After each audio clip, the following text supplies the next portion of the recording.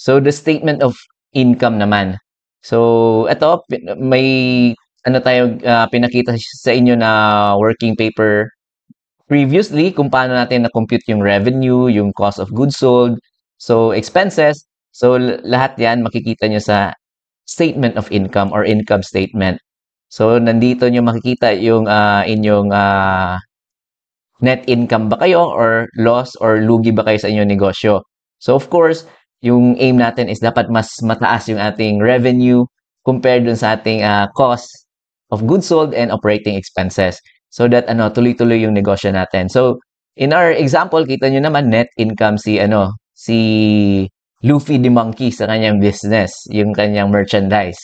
So, again, BMBE kasi tayo, if pansinin nyo, pag BMBE, wala tayong income tax due. So, dito sa provision for income tax is zero talaga dyan. So, if may laman yan, if may provision kayo for income tax, again, mali yung income statement ninyo because BMBE, walang income tax.